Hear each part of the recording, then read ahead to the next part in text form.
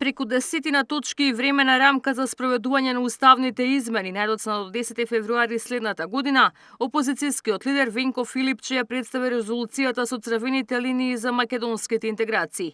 Јазикот, идентитетот, историјата и културните особености се црвените линии за кои не се преговара, стои во текстот. Според временската рамка, владата и премиерот добија рук најдоцна до 25 ноември да ги разгледаат сите амандмани од 2023 за внесување на бугарската и другите етнички заедници во Уставот и да се изјасна дали остануваат на истиот текст или се предлага нов. Рок доби и собранието до средината на декември да ја започне постапката за уставни измени, а најдоцна до 10 февруари да се случи и гласањето за менување на Уставот. Истиот ден да се извести Европската Унија дека завршена е врската за деблокада на процесот, а со тоа му поставува роки на Брисел до 15 февруари да се одржи меѓувладина конференција и да биде отворен првиот кластер темелни вредности. Дека владата на Република Северна Македонија и сите државни институции доследно се придржуваат кон определбата за безусловно почитување на јазичните, идентитетските, историските и културните особености на македонскиот народ, како елементи за кои не се преговара со Европската Унија. И ова се нашите црвени линии. И сметам дека треба да бидат црвените линии на целата нација.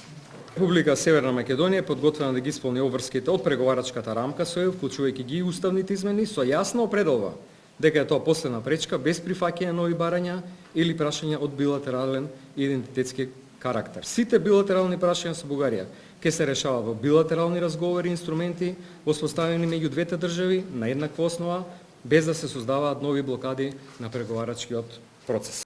Наместо напуштање на преговорите доколку Бугарија постави ново вето како што побара пред 1 месец, Филипче сега вели дека подобро решение е преку заедничко писмо на државниот врв да се известат европските институции дека е потребно безусловно почитување на јазикот, идентитетот и историјата како елементи за кои не се преговара.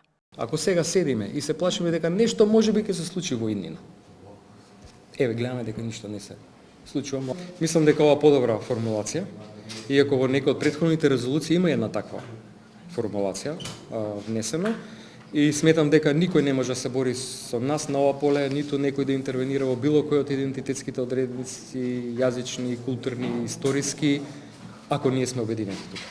Според СДСМ, резолуцијата е потврдена врз основа на сите досегашни стратешки документи, договори, иницијативи на собранието и владата. Предлог резолуцијата ќе биде испорачена до сите партии за нивни предлози. Филипче повика на национален консензус за државните позиции по преговорите со Брисел. Повика да не биде злоупотребена за изборни цели. Ивана Соколовиќ најдова, Сител телевизија.